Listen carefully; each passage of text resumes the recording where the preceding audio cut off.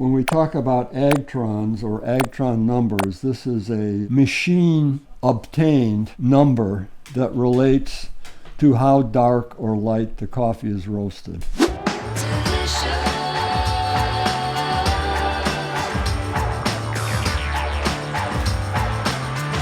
The higher the number, the lighter the roast.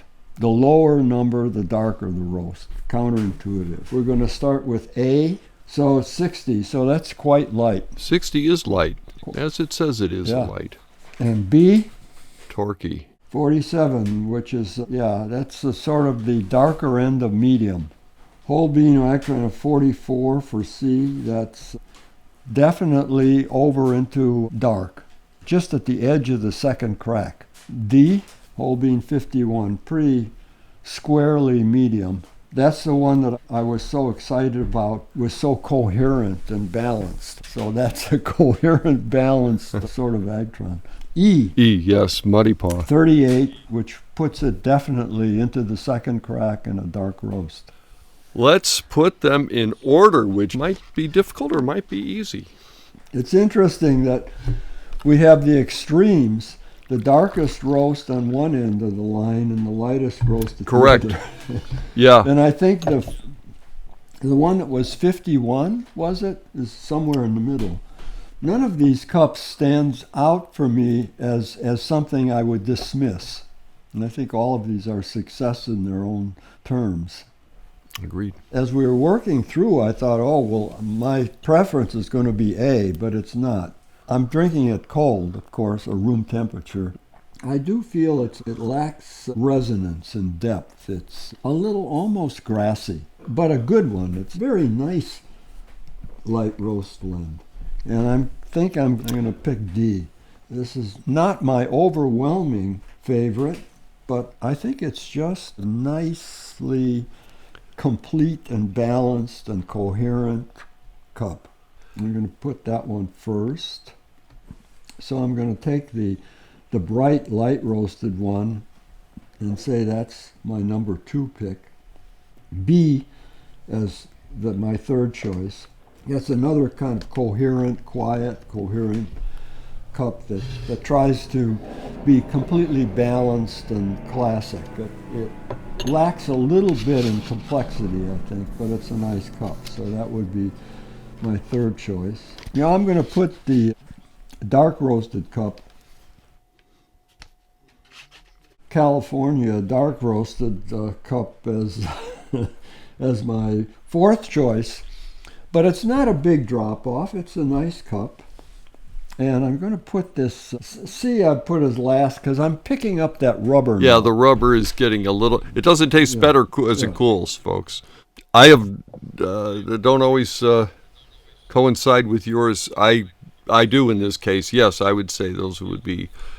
I would be fine with that order. I think that of all these actually, and I think all of them are very drinkable. So, but that's a good sign for the specialty coffee world that smaller roasters all did better. Good showing. Good showing. Oh, I really enjoy those coffees. I'm having trouble stopping taking sips, but I really need to because I don't want to overdo it or I won't be able to have any more coffee later. I keep reminding myself. Now the prices, probably all pretty reasonable. Let's go through them. A would be Java House Roasters, and it's their 94 vintage blend. It cost me $18.95 for that 12-ounce bag. Cost of the cup brewed is 64 cents a cup. B is Torquey Family Coffee Roasters in Sheboygan, Wisconsin. Cost of that 12-ounce bag was $12.95, so that's 44 cents. C, which is Green Mountain, that's a breakfast blend. It was. Let me interrupt a minute. I think that A, which was a reasonable price, not inexpensive, is indication that they probably, the green coffees probably cost more. You have to have better coffees when you're roasting that light. That's a factor in the difference between A and B. So go ahead. If we go to C, that would be Green Mountain And that's their, again, breakfast blend is $16.49 a bag. 18-ounce bag, however, quite a little bit more than a pound. And that cost per cup is 37 cents. So it is the price leader. Oh, next to batch coffee roasters, it's the New York roaster.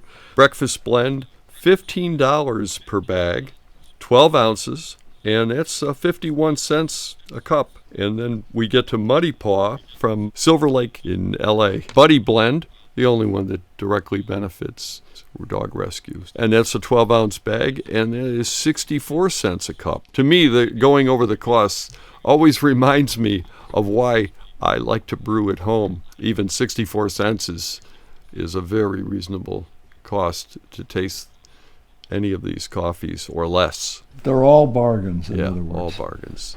Very pleased. Thank you, Ken, for suggesting this. It satisfied me. I thought we might run into some cost-cutting exercises, dead coffees or not very good coffees to start with. We didn't. These are all quite satisfying. These are very good. And they're working a vein of coffee expression that's based on subtlety, on classicism. That requires us really attentiveness, it seems to me, on the part of the blender and the roaster to maximize that classic character. If you're a coffee traditionalist, these are great bargains and a good way to get coffees that you know are going to be acceptable to just about anyone.